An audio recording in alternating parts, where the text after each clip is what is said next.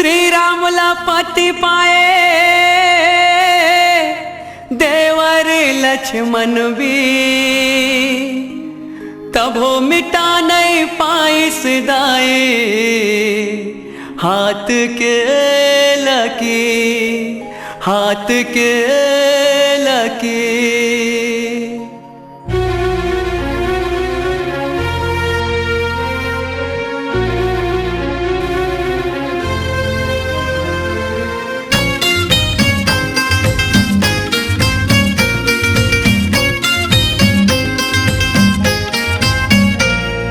सीता माई सीता माई सीता माई वो तोर कहानी बड़ा दुखदाई वो।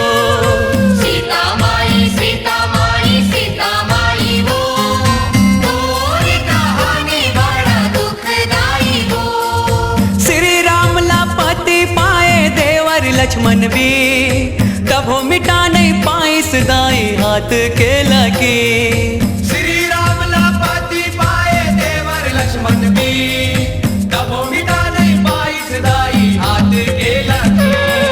सीता माई सीता माई सीता माई वो तोर कहानी बड़ा दुखदाई वो।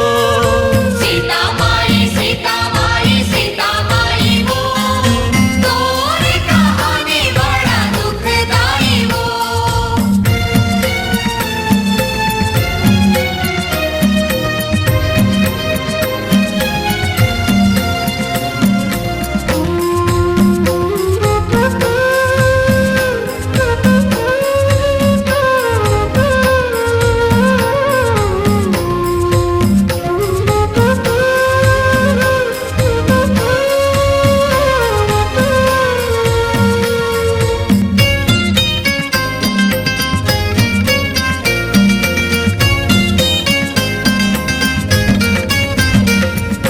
दाई दादा सन्मयारु तोर ससुर सासो,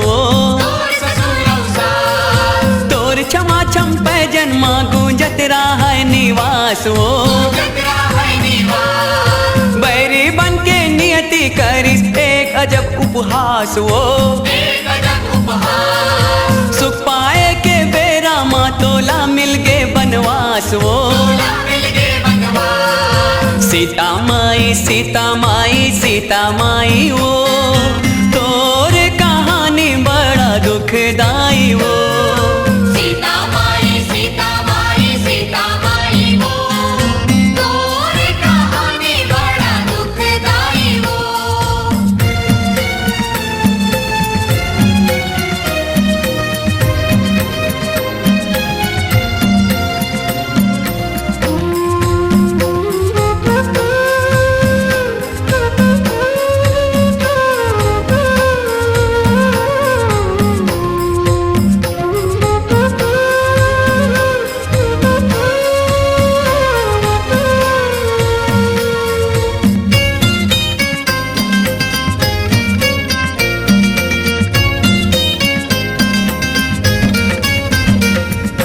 बन बन भटके पति के संग माँ नहीं रहा है मलालो। घास बिछौना घास के ओढ़ना तबो रहे खुशहालो। एक दिन उहा इस निशाचर फेंकिस माया जालो। हरण करैया पापी तरगे तोर होगे जंजालो। सीता माई सीता माई सीता माई वो तोर कहानी बड़ा दुखदाई वो।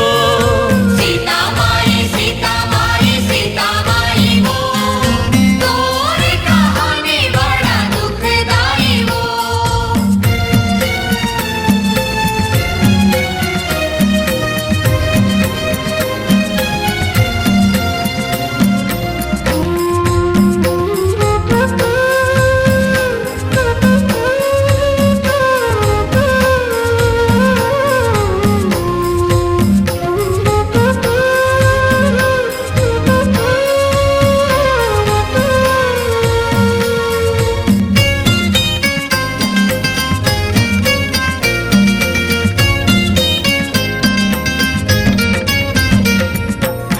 अपनी परीक्षा दे के खलो नहीं जीत पाए विश्वास वो। नहीं जीत पाए विश्वास। तोर भाग माँ लिखे विधाता आंसू औ बनवास वो। आंसू औ बनवास। जिन दुनिया ले विदा होए तय होके घोर निराश वो। होके घोर निराश। हम मूर्ख ही दुनिया माँ करथन सुख के आस वो।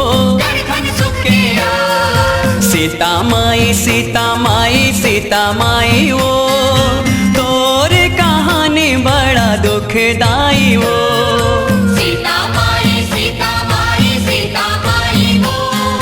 तोर कहानी बड़ा दुखदाई वो। श्री राम ला पति पाए देवर लक्ष्मण भी, तबो मिटा नहीं पाई सदाई हाथ के लगी।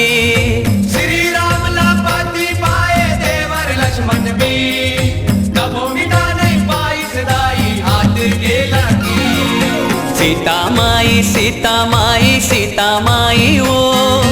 तोर कहानी बड़ा दुखदाई वो।